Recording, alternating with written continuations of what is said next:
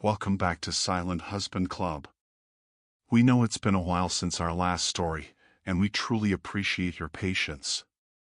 From now on, we'll do our best to bring you a new story every single day. What would you do if the person you trusted most, the one you built your entire life around, suddenly became a stranger? What if the love you thought unshakable began to slip through your fingers, piece by piece, leaving you questioning everything you believed about loyalty? If you enjoy these stories, don't forget to subscribe, hit the like button, and leave a comment below.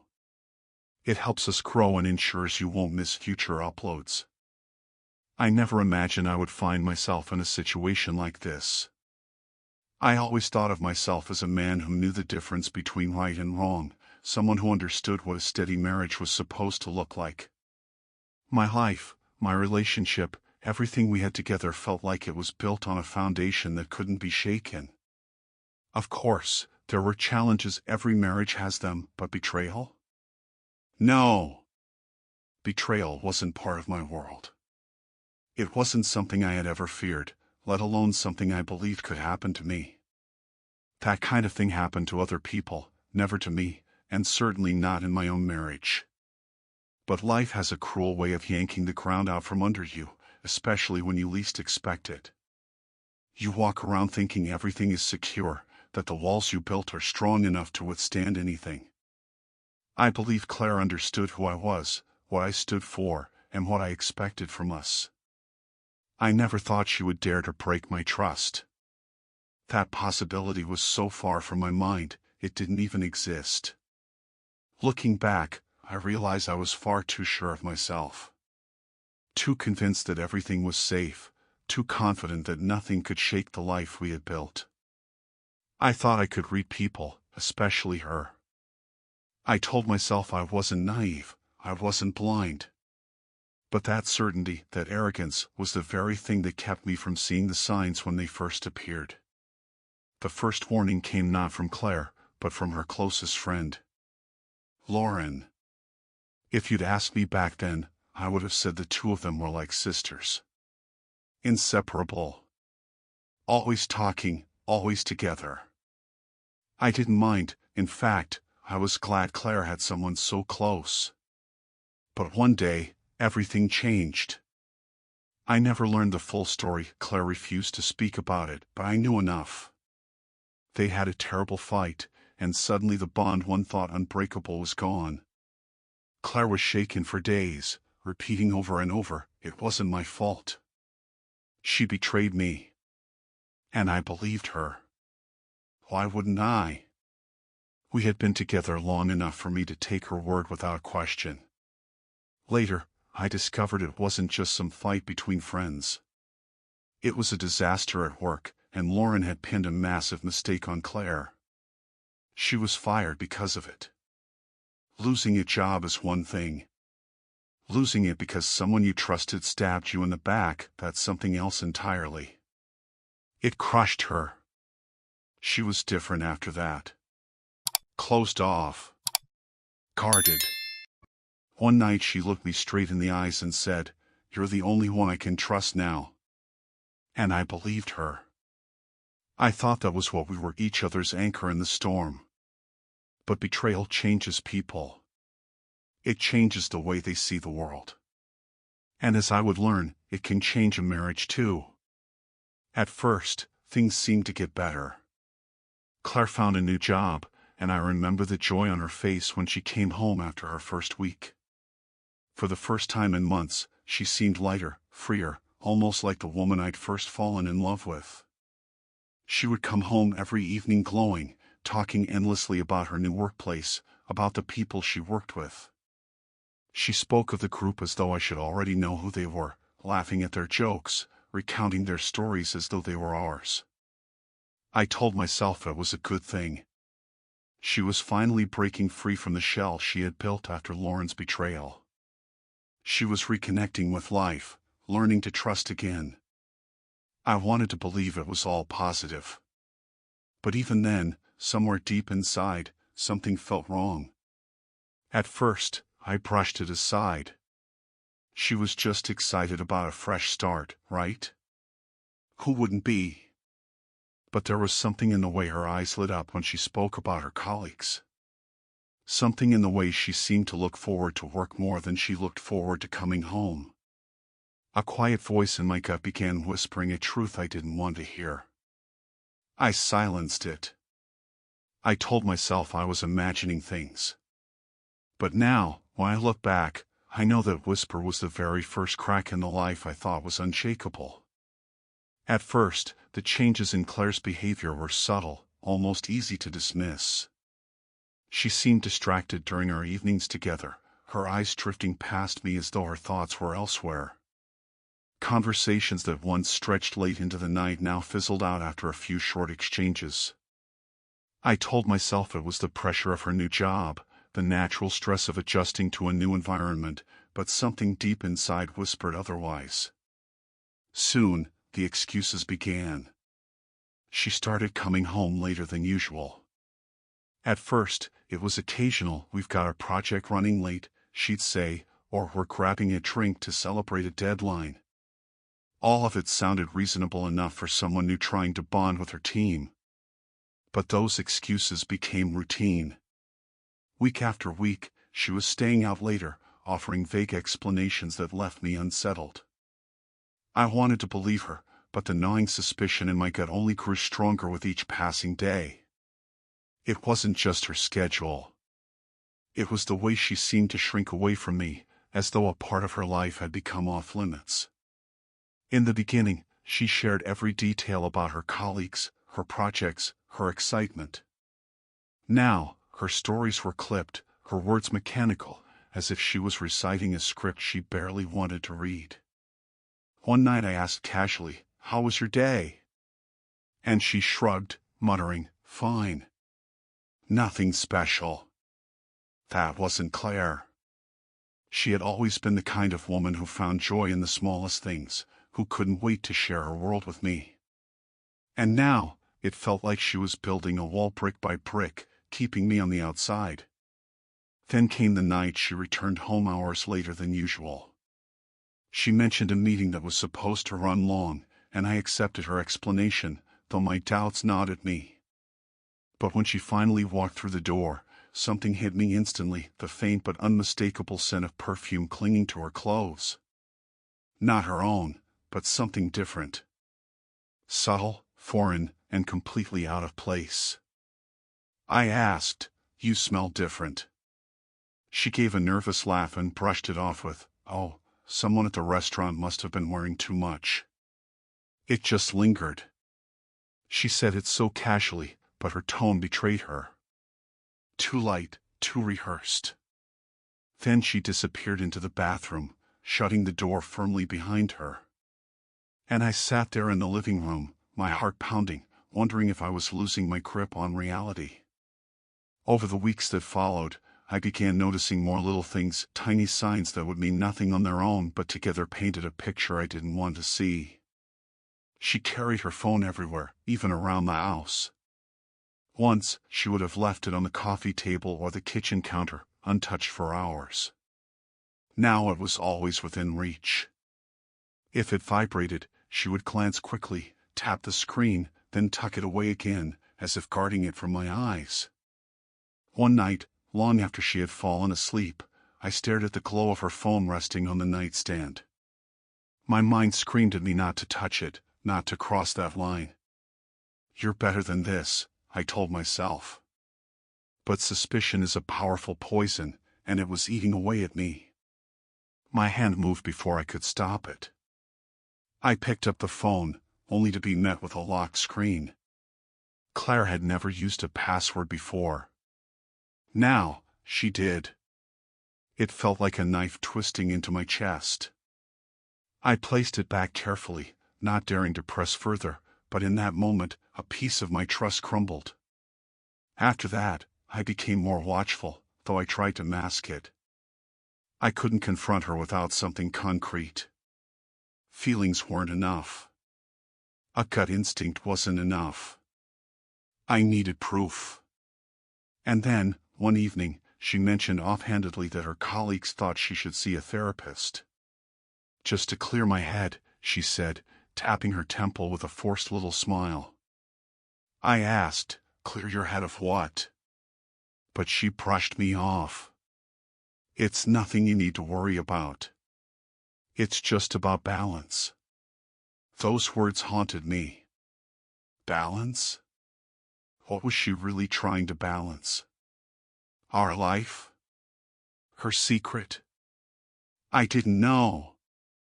But I did know this. The woman sitting across from me at the dinner table was no longer the same woman I had built a life with. She was slipping further and further away, and no matter how tightly I tried to hold on, it felt like I was grasping at smoke. From that point on, everything between us began to unravel at a frightening pace. Claire started using words I'd never heard from her before: space, boundaries, time for myself. These became her mantras, repeated like excuses, until they filled the air in our home more than laughter or love ever did. One evening, when I pressed her about why she seemed so distant, she looked at me with weary eyes and said, "I just need room to find myself again." The words cut deeper than any knife. Wasn't marriage about facing life together? Weren't we supposed to lean on each other, not pull apart? Yet every day, the woman I had once trusted more than anyone else seemed to be slipping further beyond my reach. Her phone became my enemy. I'd catch her tapping away at it with a secretive smile, her fingers moving quickly across the screen, her eyes lighting up with an expression I no longer recognized. One night, I asked, "Who are you always texting?" Without hesitation, she answered, "Michael." My brother. The name dropped like a stone in my stomach. Michael? They'd never been close. I knew their history, their distance, the way their relationship had always been polite but cold. Now she wanted me to believe they were chatting endlessly into the night. It was a lie, and she knew I knew it. My gut screamed that something was wrong, but my heart refused to accept it. I clung to scraps of logic, told myself I was imagining things. Yet every time she came home later, every time her stories grew more vague, every time she shut down conversations before they even began, the truth loomed closer. The life we had built together was crumbling, and I was powerless to stop it. Then came the night that changed everything. Claire left her phone unattended on the living room table while she went to the bathroom. My pulse quickened the second I saw it. Normally, she would never let it out of her sight, but now it sat there, glowing softly, like a door daring me to open it. My hands trembled as I reached for it, my conscience screaming at me to stop. But suspicion had already poisoned me beyond reason. The screen was unlocked. The last conversation open. A man's name, Richard. My chest tightened as I scrolled through the messages. They weren't blatantly romantic, but the intimacy was undeniable. References to meeting up again. Jokes only they understood. "I can't wait to see you. You make everything easier." Words that might sound harmless to an outsider, but I knew better. I could feel it in my bones. This wasn't friendship. This was something else, something that had no place in my marriage. When I heard the bathroom door creak open, I quickly set the phone back down, pretending nothing had happened. But inside, everything was different. My blood pounded in my ears, my mind racing with possibilities I didn't want to face. For the first time, I knew with certainty that Claire was hiding something far more dangerous than stress or therapy sessions. That night, lying awake beside her while she slept peacefully, I stared into the dark ceiling and felt the last remnants of my trust dissolve. Questions burned inside me. How long had this been going on? Who was Richard to her? And what else had she been lying about? One truth was undeniable. I could no longer ignore the signs. The woman sleeping next to me was no longer mine, and if I wanted answers, I would have to find them myself. The morning after that sleepless night, I woke with a decision burning in my chest. I couldn't keep circling around my suspicions anymore, couldn't keep pretending that my gut wasn't screaming the truth. Claire had mentioned another therapy session scheduled for that afternoon, and every part of me knew it was a lie. Therapy wasn't where she was going. And this time, I was going to find out for sure. When she left the house, dressed carefully but casually, I waited just long enough to be certain she wouldn't notice me. Then I followed. My heart hammered as I trailed her through the streets, staying just far enough behind to keep hidden, my mind racing with every possible outcome. She walked with a quiet determination, not the heavy, burdened steps of someone heading to bare their soul to a therapist. She stopped at a corner and checked her phone, her head turning as if she was expecting someone. My throat tightened. Then it happened. A sleek black car pulled up to the curb, and the window rolled down. I couldn't make out the man's face from where I stood, but I didn't need to. I saw her smile. That smile. The smile I hadn't seen in months, the one she used to give me, reserved for the man she loved. Without hesitation, she opened the door and slipped inside. And then the car drove away, carrying her and the truth I had been so desperate to deny right out of my sight. I stood frozen on the sidewalk, unable to move, my body numb. The betrayal hit me like a blow to the chest, stealing the air from my lungs. There was no therapist. There was no harmless excuse. There was only Richard, and whatever he had taken from her that once belonged to me. By the time I finally turned back home, my legs felt heavy, my mind reeling with images of what might be happening when that car door closed. Every step was agony, every breath a reminder that my world had just been torn apart. That evening, when Claire came home, I was waiting for her in the living room. She froze in the doorway, surprised to see me still awake, and tried to eye her unease behind a smile. "You're up late," she said, her voice too casual, too rehearsed. I didn't return the smile. "Yes.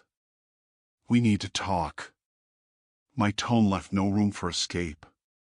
She hesitated, removed her jacket slowly, then sat across from me, folding her hands as though bracing for impact. I didn't waste time. "I know what's going on, Claire," I said. "I saw you today. I saw you get into that car. Who is he? Who is Richard?" Her eyes widened in shock, and for a moment, silence filled the room like smoke. Then came the tears. They spilled down her cheeks as she whispered, "I'm sorry. I never meant for this to happen." But her apology was salt on an open wound. "How long?" I demanded. Her voice broke as she admitted, "A few months, around 6. 6 months. Half a year of lies, of late nights, of excuses, of secret smiles stolen from me and given to another man." My fists clenched at my sides, my jaw tightening as I tried to keep my composure. "Complicated," she whispered through her sobs when I pressed her further.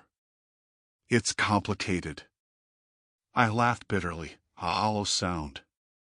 "Complicated? That's all you have to say after destroying everything we built together? After stabbing our marriage through the heart?"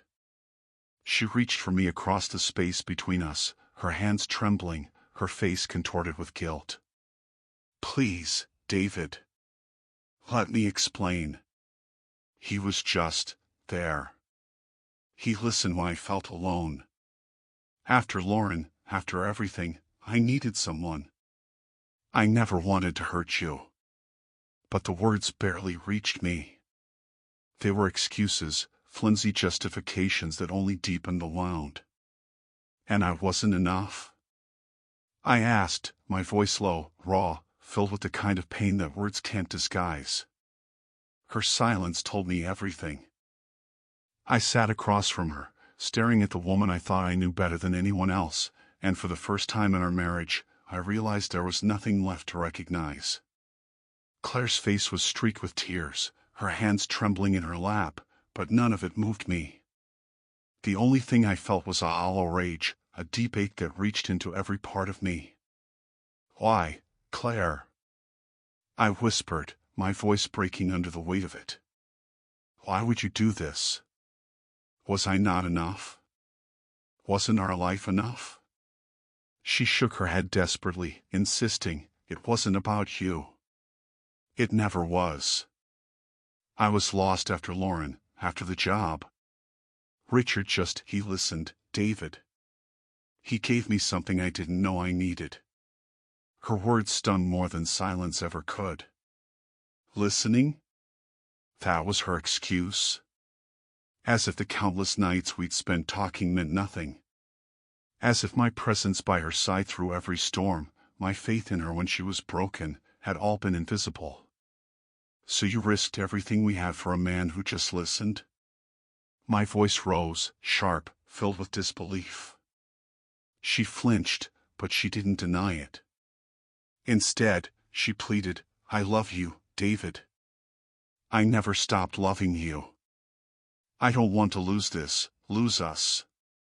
Please, give me a chance to fix it." Her begging only twisted the knife deeper. How could she speak of love while confessing to betrayal? Love without loyalty is just a word, and trust once shattered cannot be glued back together. I rose to my feet, pacing the room, my hands clenched at my sides. The image of her smile in that car haunted me, the joy she hadn't shown me in months, the warmth she had reserved for someone else. And now she wanted me to believe those same lips could speak of love for me?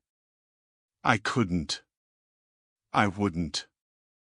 I turned back to her, and for a moment I almost broke. I saw the woman I had married, the one who once held my hand through my darkest days. But that woman no longer existed. The version of her before me was someone else entirely, someone I didn't know, someone I couldn't trust. My chest tightened as I spoke the words I never thought I would have to say. "Claire. I can't do this. I can't live like this, questioning every word, doubting every move. Maybe you love me in your own way, but it's not enough. You destroyed us, and I don't know if I'll ever be able to look at you without remembering what you've done. You need to leave." Her eyes widened in shock, her mouth opening as if to protest, but the weight of my voice silenced her. She cried harder, pleading once more, promising she could change, swearing that she'd cut Richard out of her life. But promises meant nothing now, they were just words, fragile and empty, too late to save what had already burned. After a long silence, she nodded slowly, the realization finally sinking in. Without another word, she climbed the stairs to pack a small bag, her sobs echoing through the house that had once been our home.